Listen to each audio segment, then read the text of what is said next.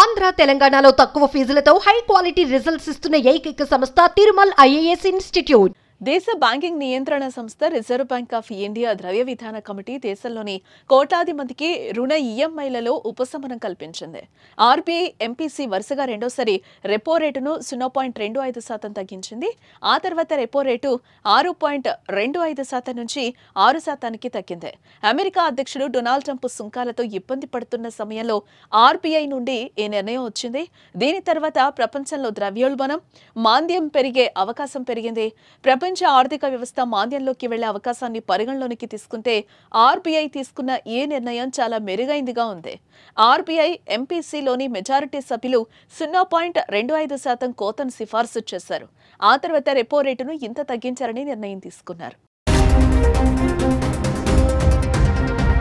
RBI governor Sanjay Malhotra వరుసగా రెండోసారి RBI policy రేటును తగ్గించారు. ఫిబ్రవరి నెలలో జరిగిన పాలసీ సమావేశంలో కూడా వడ్డీ రేట్లను 0.25% తగ్గించారు.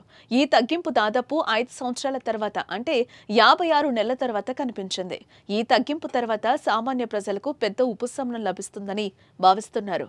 బ్యాంకింగ్ రంగంలో గృహ రుణాలు, కారు రుణాలు, రిటైల్ రుణాల ఖర్చు తగ్గుతుంది. దీని నుండి రియల్ రంగం ఎంతో ప్రయోజనం పొందుతారు.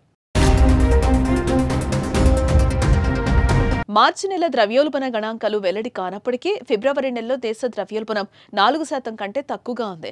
గణాంకాలను పరిశీలిస్తే దేశ రిటైల్ ద్రవ్యోల్బణం 3.6%గా ఉంది. ఇది 7 నెలల్లో కనిష్ట స్థాయికి చేరుకుంది. దీనికి ప్రధాన కారణం ఆహార ద్రవ్యోల్బణం తగ్గడమేనని చెప్తున్నారు.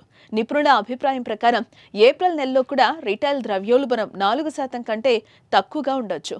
రాబోయే రోజుల్లో ఈ సమస్య తప్పదు. దానికొక కారణం ఉంది. ఈసారి ఈ వేడి మరింత తీవ్రంగా ఉంటుందని వాతావరణ శాఖ అంచనా వేస్తుంది. దీనివల్ల పంటలపై ప్రభావం చూపుతుంది. దీని కారణంగా కూరగాయలు, ధాన్యాల ధరలు పెరిగే అవకాశం ఉంది. దీని ప్రభావం ఆహార ద్రవ్యోల్బణంపై కనిపిస్తుంది. రెండవది ట్రంప్ సుంకం కారణంగా రూపాయి తగ్గొచ్చు. అలాగే ద్రవ్యోల్బణం కారణంగా దిగుమతి ద్రవ్యోల్బణం పెరగవచ్చునంటూ అభిప్రాయాలు వ్యక్తమవుతున్నాయి.